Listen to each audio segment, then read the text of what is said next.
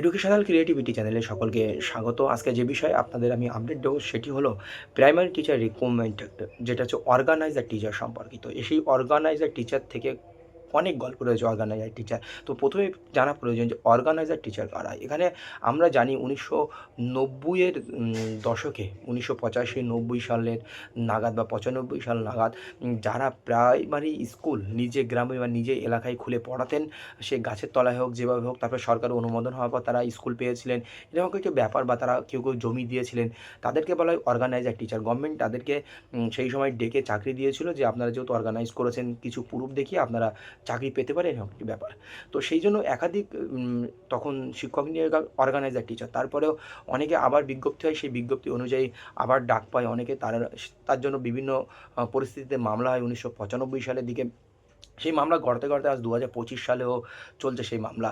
তারপরে সুপ্রিম কোর্টে ফাইল হয় 2000 সাল নাগাদ বা 2018 সাল নাগাদ সুপ্রিম কোর্ট ফাইল হয়, বা সুপ্রিম কোর্টে একটি অর্ডার 2018 সালে চলে আসে, যেখানে বলা হয় যে সমস্ত অর্গানাইজার টিচাররা তাদের ডকুমেন্টস দেখাতে পেরেছে বা পশ্চাতে সুপারিশ রয়েছে, তারা মামলা করেছিলেন কিন্তু তাদের নিয়োগ দেননি, মানে West Bengal board of primary education তাদেরকে ইনক্লুড করতে হবে, তাদেরকে একটা শিট প্রকাশ করতে হবে বা তাদের নিয়ে একটা প্যানেল প্রকাশ করতে হবে, এমনটাই কিন্তু সুপ্রিম কোর্টের অর্ডার ছিল।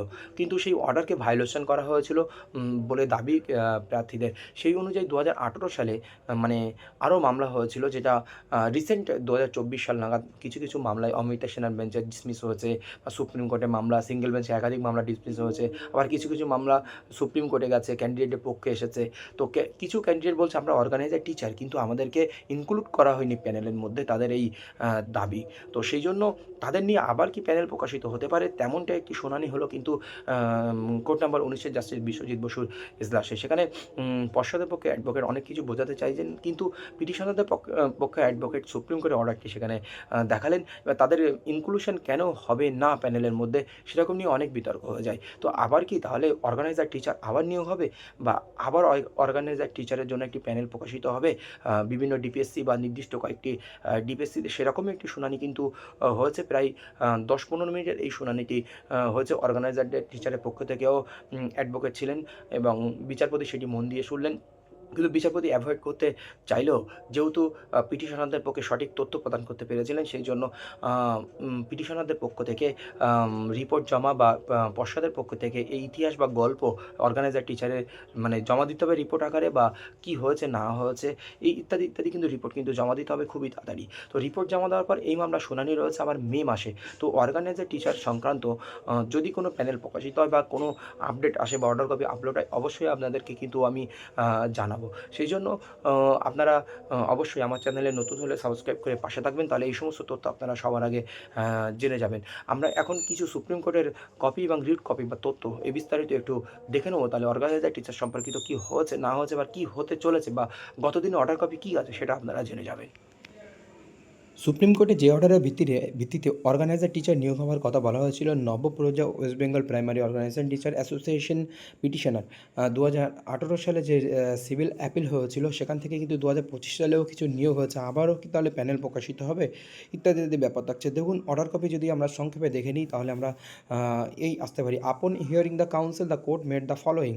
কোর্ট যেটা বলতে চাইছে, as prayed for in the applications the secretary West Bengal state legal service authority, এটা West Bengal state legal service authority is granted or more months time from today to complete the verification. কিছু মাস সময় দেওয়া হচ্ছে যেখানে verification complete করার কথা বলা হচ্ছে। In view of the above the miscellaneous application are disposed. এখানে কোর্ট অর্ডার দিয়েছিল যে স্টেট লিগাল সার্ভিস অথরিটিকে গ্রান্টেড করা হচ্ছে যে মানে কিছু মাসের মধ্যে এই টোটাল ভেরিফিকেশন কমপ্লিট করতে হবে এবং ভেরিফিকেশন কমপ্লিট করে তাদের কিন্তু সার্ভিস দিতে হবে। এটাই কিন্তু পিটিশনারদের পক্ষে দাবি ছিল সুপ্রিম কোর্টে, কারণ তারা হাইকোর্টে হেরেছিল বা তাদের কেস ডিসমিস হয়েছিল। বিভিন্ন কারণবশত ডিভিশন বেঞ্চ ডিসমিস হওয়ার পরে তারা কিন্তু সুপ্রিম কোর্টে দ্বারস্থ হয়েছিল, তাদের পক্ষে রায় এসেছিল। তো এইবার এখন পিটিশনারের দাবি কী, বা আবার কি প্যানেল প্রকাশিত হবে, সেই দাবি নিয়ে বা তাদের প্যানেলে ইনক্লুড করা হোক বা প্যানেল মডিফাই করা হোক, আবার প্যানেল প্রকাশিত হোক, সেই দাবি নিয়ে তারা কিন্তু কোর্টে দ্বারস্থ হয়েছেন। প্রায় 20 বছরের মামলা। চলুন আমরা দেখে নিই। এই যে পয়েন্টটি আপনাদের দেখাচ্ছি, এই পয়েন্টে যদি আমি ডিসকাস করি, তাহলে ব্যাপারটি খুব পরিষ্কারভাবে আমরা বুঝে যাব। That the petitioner made the specific representation two the authorities with a prayer to supply and or intimate the status report of the petitioner in respect of said verification report as was prepared by the authorities in compliance of the judgment and order passed by the Honorable Supreme Court. Petitioner যে supreme কোর্টের অর্ডারে যে verification report যে intimation supply করার কথা ছিল, status report কী আছে পিটিশনারকে supply করার কথা বলা হয়েছে বা পিটিশনার ডিটেলস প্রকাশ করার কথা বলা হয়েছে এখানে। The copy of the representation so made by the petitioner to the authorities as well as receipt showing the service of the same to respondent জানার দরকার নেই। 25 নম্বর পাতায় আমরা চলে আসি, that the aforesaid representation so made by the petitioner receipt by the authorities. তো but till date no response was made by the authorities, authority থেকে এখনও পর্যন্ত কোনো রেসপন্স পায়নি, কারণ তাদের ডকুমেন্টস ইত্যাদি ভেরিফিকেশন করা ডকুমেন্টসও জমা নিয়েছে। But in terms of the order pass by the honourable Supreme Court of India, the petitioner are entitled to get information and or intimation regarding their status in the said verification report. So, Honorable Supreme Court India, the petitioner are entitled to get information and intimation regarding their status in the said verification report and or panel as was prepared by the authorities since the petitioner have already fulfilled their criteria. Petitioner ইতিমধ্যে তার criteria fulfil করেছে, panel prepare করা হয়েছে by submitting their application as well as documents before the district secretary of West Bengal State Legal Service Authorities at the same was received by the authorities. সমস্ত documents panel prepare করা হয়েছে, সমস্ত documents verification application district secretary of West Bengal state legal service দ্বারা গ্রহণ করা হচ্ছে। That being aggrieved by and dissatisfied with the illegal arbitrary malafide acts and or actions on the part of the respondent authorities, respondent অথরিটির দ্বারা এই যে কাজগুলো করা হয়েছে যেগুলো হচ্ছে ইলিগাল, অসন্তুষ্টের একটা কাজ বলা চলে,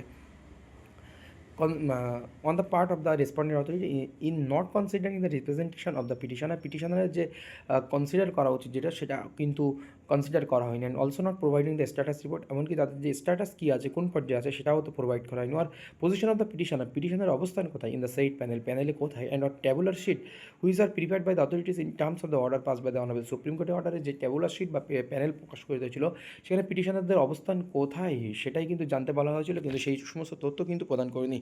honourable Supreme Court of India, the petitioner begged to make the instant application under the Article 226 of the Constitution of India on the following amicus order. যারা এই ধরনের অর্গানাইজার টিচাররা রয়েছে তারা কিন্তু এরকম ধরনের সমস্যার সম্মুখীন হয়েছে। পশ্চাৎ প্যানেল প্রিপেয়ার করেছিল, নিয়োগ দিয়েছে, কিন্তু আবারও প্যানেল প্রকাশিত করতে হতে পারে এই সুপ্রিম কোর্টের অর্ডারের উপরে ভিত্তি করে। পিটিশনাররা কিন্তু তাদের সঠিক গ্রাউন্ডে সঠিক তথ্য প্রদান করতে পেরেছে কোর্টকে, সেই জন্য কোর্ট তাদেরকে রিপোর্ট দেওয়ার কথা বলা হয়েছে। এই মামলার আবার শুনানি রয়েছে মে মাসে। এই মামলার কি বিস্তারিত শুনানি আসবে অবশ্যই আপনাদেরকে কিন্তু আমি জানাবো, সেই জন্য সঙ্গে থাকবেন। আর আমার চ্যানেলে নতুন হলে অবশ্যই সাবস্ক্রাইব করে বেল আইকনটি প্রেস করে পাশে থাকবেন। আবারও কি এখান থেকে প্যানেল প্রকাশিত হবে, আবারও প্রাইমারি টিচার নিয়োগ হবে অর্গানাইজার থেকে। যারা অর্গানাইজার টিচার নিয়োগ হবে তারা কিন্তু নর্মাল সাধারণ স্কুলে চাকরি করবে। এটা বললাম একটাই কারণে, যারা নতুন আছেন তাদের একটি ডাউট থাকতে পারে, এই জন্য বলে দেওয়া হলো। ধন্যবাদ। আবার পরবর্তী আপডেট আপনাদের সঙ্গে শেয়ার করা হবে।